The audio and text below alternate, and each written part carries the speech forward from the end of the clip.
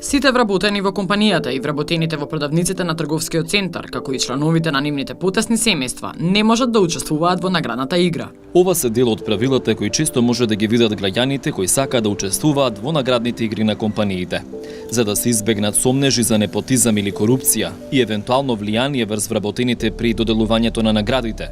Корпоративната пракса наложува вработените и нивните поблиски роднини да не учествуваат на наградните игри, организирани од некоја компанија. Но кога станува збор за грантови кои ги доделува државата, таа испраќа пораки дека нема вакви стандарди.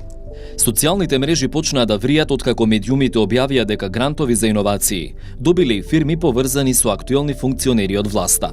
Дел од функционерите можеле да поднесат изјави за непостоење студирни интереси, во кои ќе биде испитано дали може да постои некакво влијание, тврдат дел од правните експерти. Сега се наоѓаваме во малку деликатна состојба со тоа што единствениот орган кој што е надлежен да дава мислења дали постои корупција или не постои корупција или судирни или со државната комисија за спречување на корупција во моментов не е во состав, односно нема заседание. Но тоа не значи дека носители на јавни овластувања не треба да се придржуваат до законските обврски и да поднесуваат изјави за непостоење на суден интерес, кои што патем не застаруваат. Тие нека ги поднесат изјавите за непостоење на суден интерес, доколку од друга страна се наоѓа компанија во чија што управувачка структура има некој нивен близок. Тоа значи крвно сродство, права и странична линија до 4 степен, тоа значи познаници, претходни деловни соработници, ортаци и така натаму, или било кој лице кој што на некаков начин би можело да има одредена поволност со тоа што со нив се познава. Иако собранието ги разреши членовите на антикорупцијската комисија во март и незината работа е блокирана, сепак секретаријатот како стручна служба ги врши административните и техничките работи преку архивата и преку службената електронска пошта. Оттаму вела дека до нив не стигнало барање за мислење дали има судирни интереси за конкретниот случај. До овој момент, до Државната комисија за спречување на корупцијата нема пристигнато барање на мислење во врска со конкретниот случај. Согласно член 7 од Законот за спречување судирни интереси, службеното лице е должно да побара мислење од антикорупционерите. Ако има сомниш за судир на интереси, службеното лице е должно да ги преземе сите неопходни мерки за да го спречи влијанието на приватниот интерес. Поранешниот антикорупционер Драган Малиновски тврди дека опсегот на службените лица во постојниот закон за спречување судирни интереси не е регулиран, па од тука и прашањето дали фирмите чии сопственици се актуелни функционери подлежат на таквата законска обврска.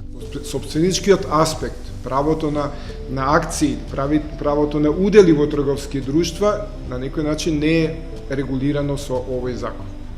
Што тоа значи? Тоа значи дека сите овие следејќи ги дебативе, значи споменатите лица се службени лица. Покрај нив тие се слагам дека се на врвот на хиерархијата, едниот е министер, другиот е пратеник. Меѓутоа опсегот на службените лица е многу широк. Така да сите тие лица морат да го почитуваат законот за спречување на интереси, а во тој закон нема ограничувања трговските друштва во кои тие имаат своји удели да не може да учествуваат во правниот промет со државни органи, фондови, јавни предпријатија и така натака. Според законот, службеното лице кое представување на функцијата како собственик сам управувал со трговското друштво или установа, вршил професија или друга приватна дејност, за време на извршувањето на функцијата, управувањето треба да му го довери на друго лице или на посебно тело. Од друга страна, според Законот за контрола на државната помош, надлежна за оценка и надзор на секој облик на доделување државна помош е Комисијата за заштита на конкуренцијата. Се обративме за одговор. Оттаму рекоа дека директорот бил на колегиум токму за овој случај, но одговор дали има законско прекршување досега не испратија. Управниот одбор на Фондот за иновации низ годините носел серија правилници за сите грантови кои ги доделува. Во правилникот за инструментот за поддршка на кофинансирани грантови за подобрување на иновативноста, објавен на веб страницата на фондот, пишува дека сопственичката структура е критериум за добивање на грантовите. само врз основа на тоа дали апликантите се со доминантно македонска сопственост. Но пред селекцијата на проектите пропишуваат дека директорот или овластено лице од него формираат комисија за административна проверка на проектите, која меѓу другото содржи и податоци за сопственичката структура на апликантот, што укажува на тоа дека на комисијата сепак и биле познати сопствениците на фирми кои учествувале на јавниот повик. Дополнително во оперативниот прирачник за инструментите на Фондот за иновации од септември 2015 година е пропишана забрана за делување спротивно на интересите на фондот и за спречување и отстранување на судир на интереси. Дел од добитниците на грантовите се фирми на пратеник, вице-премиер и снаата на советничката на премиерот. Пратеникот на СДСМ Хари Локвенец доби грант од 10 милиони денари за печатницата Гинис од Прилеп. Помине и проектот за фирма во која малцински сопственик е вице-премиерот Кочо Ангјушев. За него беа одобрени 160.000 евра од државата како поддршка. 320.000 евра за проектот од фондот доби фирма на сопругата на синот на Цветанка Ласкова, советничката за култура на премиерот Зоран Заев. Ласкова преку Фејсбук ги повика надлежните институции да се изјаснат доколку постои какво било нарушување на процедурите или пак конфликт на интерес поврзан со нејзиниот професионален ангажман.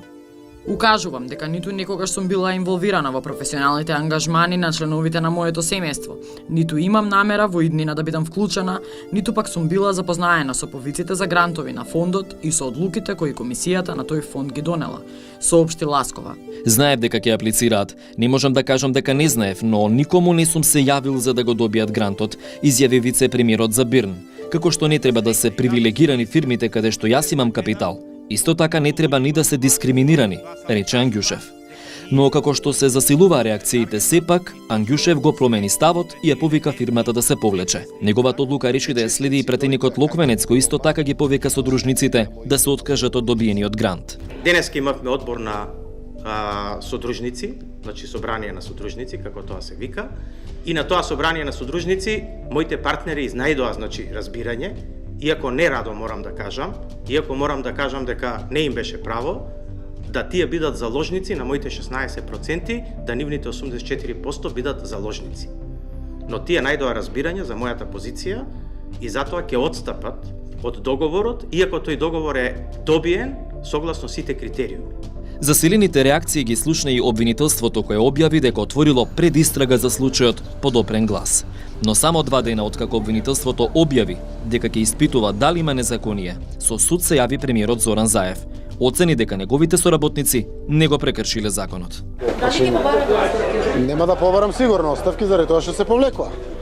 Прво не го кршат ни законот, зошто да побараме оставки? Ако така ние бараме оставки, после ќе се мислиме од кај да најдеме луѓе да ги ангажираме во власта. Апсолутно, луѓето постапуваат етички, јас тоа го поздравувам. Еве го, објавија директно, јавно, излегува на пресконференција да ги кажат своите ставови, тоа е фер однос. Проблемот е што во минатото не се откажува, тера до крај. Со ова работа и остава до крај. Впечаток дека овде нешто не е до крај етички или коректно. На крајот, двете фирми се откажа од грантовите. Директорот на фондот Јован Десподовски, кој по реакциите во јавноста, рече дека за следниот јавен повик за грантови во септември ќе биде предвидено како критериум изјаснување на фирмите дали во сопственоста има лице кое е носител на јавна функција или пак член на потесното семејство. Договори не се подпишани, средства не се исплатени, че го штитиме јавниот интерес и реагираме соодветно. Велам, иницираме во рок од 15 дена сите да ги декларираат дали во сопственичката структура имаат или не носител на јавна функција и соодветно ќе реагираме. А веќе во следниот повик тоа ќе се биде систем. И јас верувам дека на наредната пресконференција во септември или во октомври или во ноември кога ќе ги објавуваме резултатите од вториот повик, ова веројатно нема да биде тема. Лошо е што индивидуалната одговорност останува све на морален чин или на етика. Сепак мислам дека владата треба да биде поодлучна и да ги прекине овие лоши пракси и на крај зашто да не и да им врачи отказ на овие луѓе кои што се поврзани со овие корумпирани афери, затоа што пораката што се паѓа на младите е многу лоша. Тоа е дека во Македонија можеш да успееш само ако си поврзан со владени функционери. Со спорните грантови, наместо инспирација, младите да станат предприемници, аналитичарите оценуваат дека институцијата пратила лоша и демотивирачка порака до граѓаните. Токму поради ваквите контроверзи, младите се помалку веруваат во еднаквите можности и решаваат да ја напуштат земјата.